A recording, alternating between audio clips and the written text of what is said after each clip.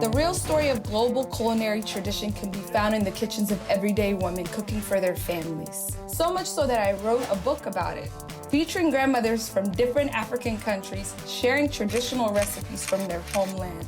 Now I want to share my take on some of these classic African dishes for you to enjoy. Welcome to Hawa at Home. It's me again, Hawa Hassan, and today I'm going to be making a sweet pea soup with coconut and ginger. It's vegan, it's super simple to make, and drumroll, this recipe comes from an island called Comoros. Comoros is in East Africa, and a lot of what they consume in Comoros involves coconut. So the base of this beautiful green pea soup is coconut milk. We're gonna use whole coconut milk. We have some ginger, garlic. I have some cilantro I'm gonna top it with. I'm just gonna use a little canola oil, a little yellow onion. So let's get into it. Let me put this on medium heat.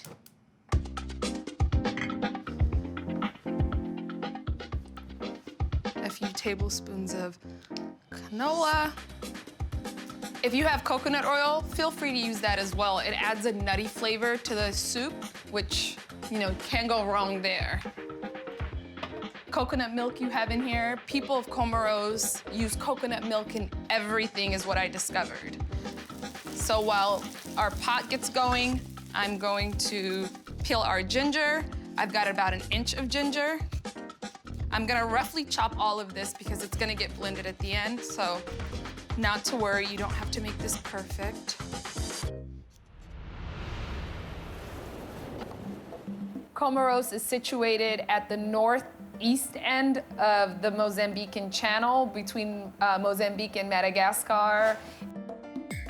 It consists of small volcanic islands, actually has less than a few million people on its islands. It's French influenced, it's Muslim. Its main import or exports are cloves and vanilla. What I discovered while doing my cookbook was that lots of the recipes across the Indian Ocean on the African side are incredibly cheap. Each recipe has only a few ingredients in it, but they're flavor packed. So there's ginger, there's coconut, there's garlic, there's red onion, you know, and then in terms of spices, a place like Comoros has nutmeg, cumin, coriander, vanilla. They also use vanilla in most of their cooking. Those are all things that are available in every single pantry and things you can find at any supermarket.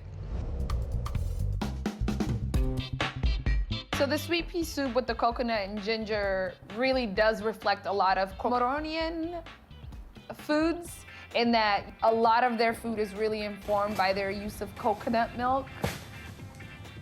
Because they are a tiny island surrounded by so much water, their food also consists of a lot of fish. A lot of their food is dairy-free. But here in a very, very simple recipe that is so impressive is almost fully informed by the coconut and the ginger that goes into the soup.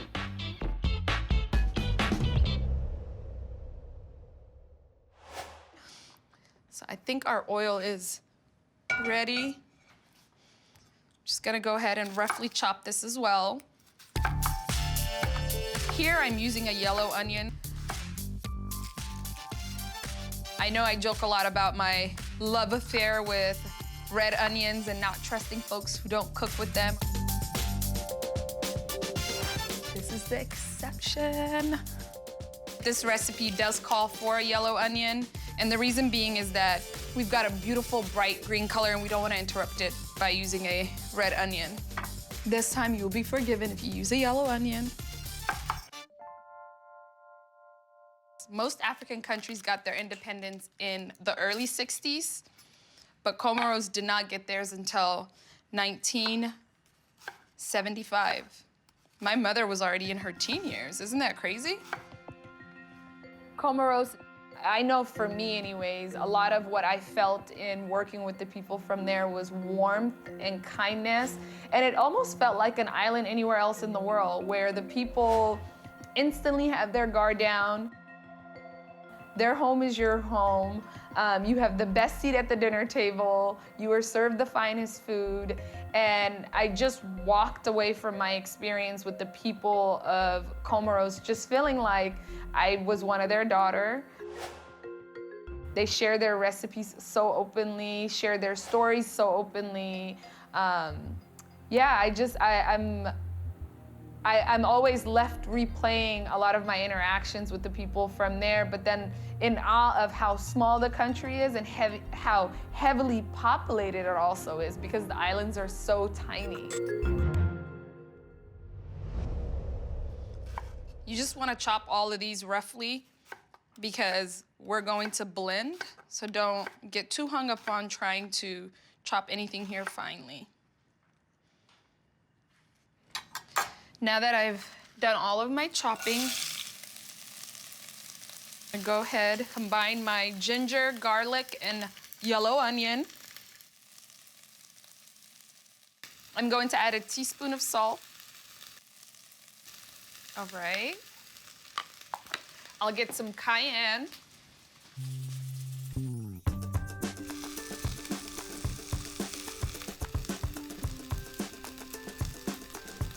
I'll throw in a half a teaspoon of cayenne.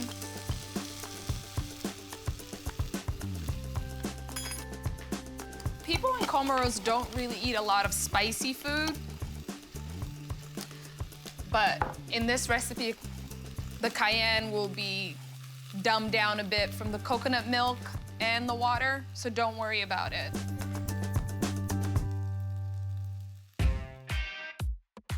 Heat is not something that is a big part of the people of Comoros cuisine, not in my learning.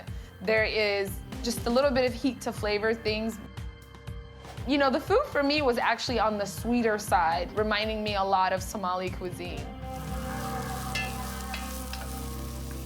It looks really pretty. I'll bring this together. All right. So I've got our salt, cayenne, ginger, garlic, and yellow onion. I'm gonna put the lid on, let the onion soften. In the meantime, I'm gonna attempt to clean.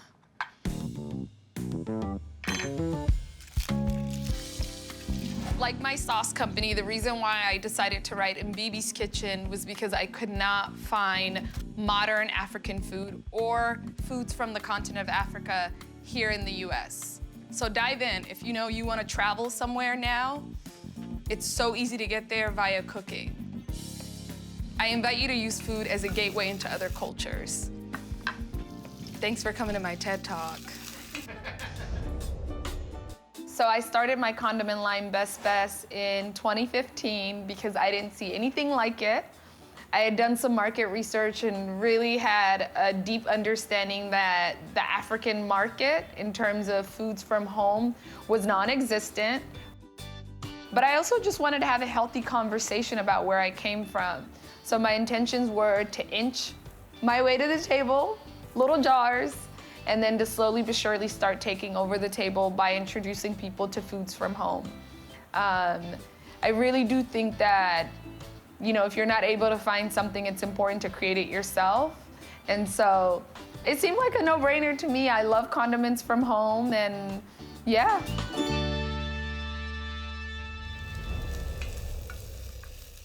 All right, our onions have softened.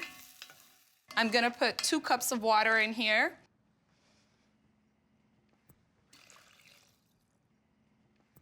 And then full-fat coconut milk, a whole can. Wow, I'll turn the heat up just a bit.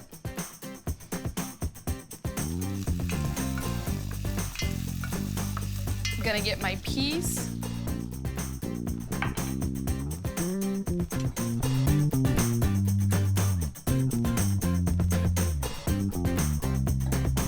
These are frozen peas, but if you have fresh peas, it's more than okay to use them. Just give another 5 minutes for cooking.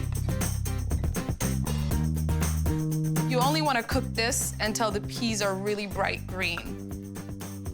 You don't want to overcook them because remember, we're going to blend.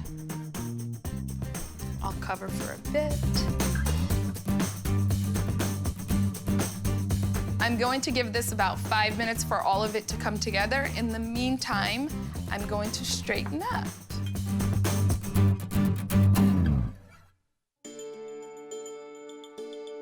Ask me, what did I learn from the work that I did in this book? And I keep coming back to, I don't think I understood how coconut milk was widely used as a flavoring agent across the Indian Ocean. So any of those African countries that touched the ocean used coconut milk, used bananas in their cooking, outside of just the things that were a part of the spice trade. Let's check. This is looking really good. And then the other thing that really stood out to me was the variations of heat. You know, you have in Eritrea where the heat was already in the food, and then they would have like a little spice on the side. And then you have Somalia where the spice is all on the side, exclusively on the side. And then the island countries where the spice is either non-existent or it's on the side. And then South Africa, where the spice is a little like the islands. It's not in the food, but on the side. And it's kind of up to the diner to take up the heat or dumb it down. And then in my travels of West Africa, the heat is not negotiable. It's already in the food, you know? They say that your nose running and you sweating is a reflection of how much you're enjoying the food. And so you don't find that in East African cooking, especially the countries around the Indian Ocean. I would say that's one of the biggest takeaways. So it's been about 5 minutes. Let's check to see if our soup is ready to blend. Oh, it is. Wow. All right. Our soup is ready to blend. You could see that the peas are bright, bright green.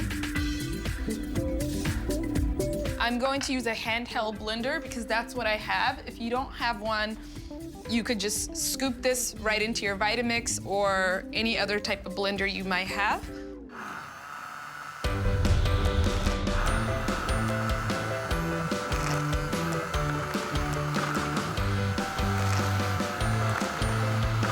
Oh, yes.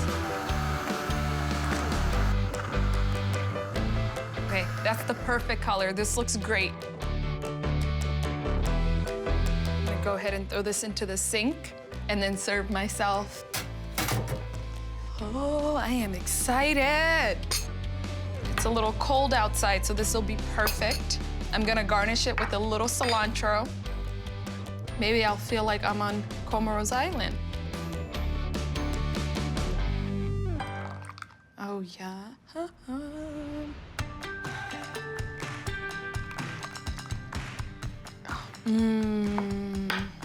Okay.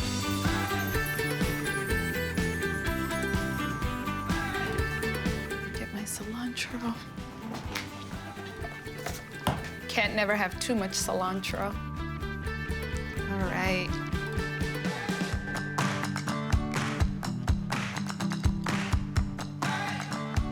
All right.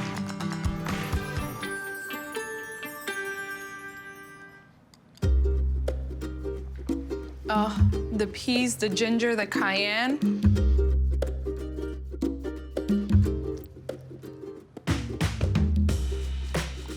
This soup is perfect for any weather.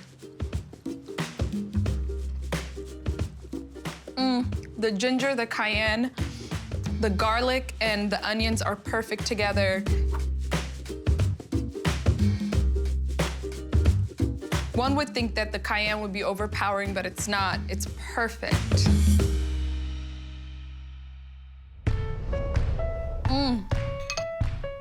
This is soul warming. I'm gonna keep eating. I'll see you all later.